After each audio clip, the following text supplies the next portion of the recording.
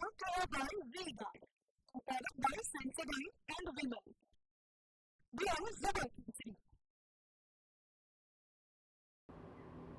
રાજકોટથી સમાચાર કે જ્યાં મહાપાલિકાની કચેરીઓમાં ફાયર સેફ્ટીનો અભાવ જોવા મળ્યો. મહાપાલિકાની મુખ્ય કચેરીમાં ફાયર સેફ્ટીની સુવિધા જ નથી. ઈસ્ટ અને વેસ્ટ ઝોનની કચેરી તેમજ 18 વોર્ડની કચેરીમાં ફાયર સેફ્ટી જ નથી અને આખા રાજકોટને ફાયર સેફ્ટીના નિયમથી દંડ ફટકારતી કોર્પોરેશનની કચેરીમાં જ નિયમોની થઈ રહી છે એસી તેસી. આપણે જણાવીએ કે આ તમામ મામલે જે સૌથી મોટી દુવિધા એ છે કે જે લોકો અન્યને દંડ ફટકારી રહ્યા છે એમના એકમોની અંદર જ આખરે નિયમોની એસી તેસી થઈ રહી છે.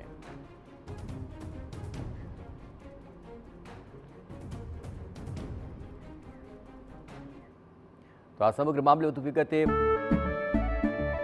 કેસરિયાથી મન જોગી થયું રે, દિલ ઝૂમે જુઓ મત મસ્ત થયું રે, કેસરિયાથી મન જોગી થયું રે. હર પળ મનાવો કેસરી તહેવાર.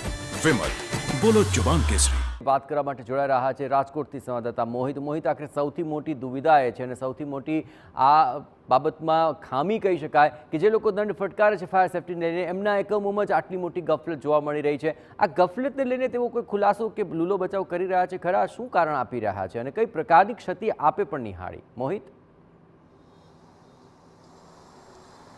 જયેશ, કોઈ વ્યક્તિને સમાજને સુધારવા માટે નીકળવું હોય તો સૌપ્રથમ સદ્ગુણોનું આચરણ તેમને પોતાને કરવું જોઈએ.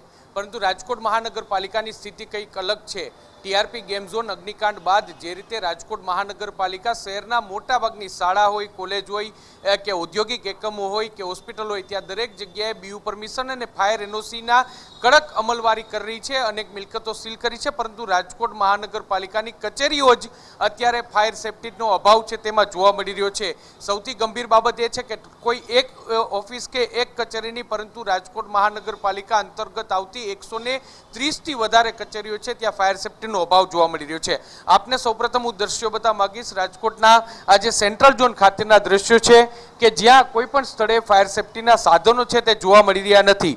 ગંભીર બાબત એ છે કે જે રીતે ફાયર સેફ્ટીનો નિયમ ડિસેમ્બર 2023નો નિયમ આવ્યો તે નિયમ અંતર્ગત 9 મીટરથી વધારે હાઈટ હોય અથવા તો 9 મીટરની હાઈટ હોય, પરંતુ 500 મીટરથી વધારે જો કોઈ બાંધકામ હોય તો તેમને ફાયર સેફ્ટીનું એનઓસી લેવું ખૂબ જ જરૂરી છે અને ત્યાં ફાયર સેફ્ટીના સાધનોને ઇમ્પ્લિમેન્ટ કરવું જરૂરી છે.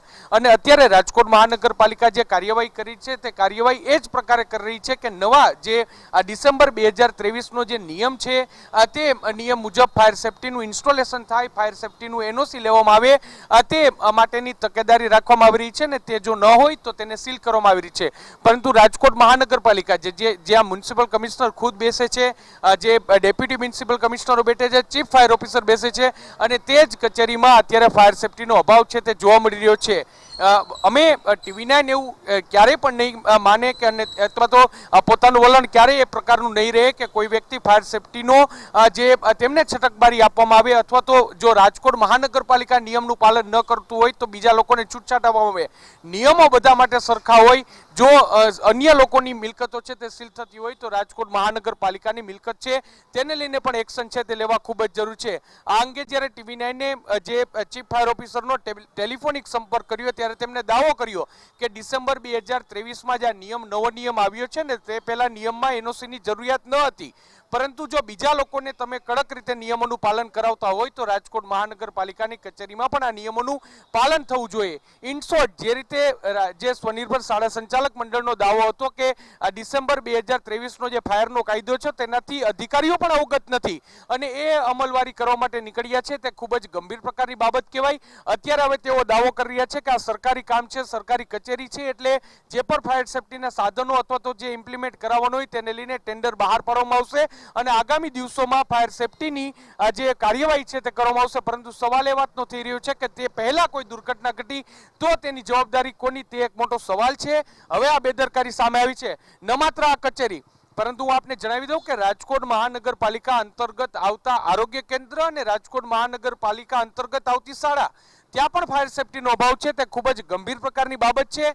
જો તમે નિયમોનું પાલન કરવા માટે બીજાને નીકળ્યા હોય તો જરૂરથી તમારે પણ નિયમોનું પાલન કરવું ખૂબ જ જરૂર છે ને તાત્કાલિક અસરથી જેટલી પણ રાજકોટ મહાનગરપાલિકાની બિલ્ડિંગો છે, રાજકોટ મહાનગરપાલિકાની ઓફિસો છે, ત્યાં ફાયર સેફટીના સાધનો છે તેનું ઇમ્પ્લિમેન્ટ કરાવવું ખૂબ જ જરૂરી છે. રાજ્ય સરકાર અને હાઈકોર્ટ છે તે સ્પષ્ટપણે કહી રહ્યું છે કે નિયમોમાં કોઈ પણ પ્રકારની બાંધછોડ છે તે કરવામાં નહીં આવે, પરંતુ આ નિયમોની બાંધછોડ છે તે સરકારી કચેરીઓમાં પણ ન કરવામાં આવે, કારણ કે દરરોજ હજારોની સંખ્યામાં લોકો સરકારી કચેરીઓમાં પોતાના કામ માટે આવતા હોય છે. ત્યારે તાત્કાલિક અસરથી અહીં જે ફાયરના જે ઇક્વિપમેન્ટ છે તે ઇમ્પ્લિમેન્ટેશન થાય, સાથે સાથે ફાયર એનઓસી પણ આપવામાં આવે તે પણ ખૂબ જ જરૂરી છે. જી Jayesh.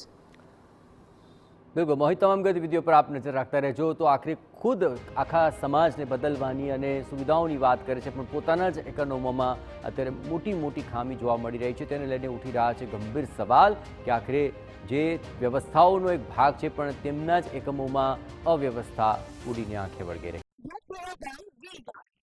Powered by Sensodyne and Vimal. They are Zebra Keysri.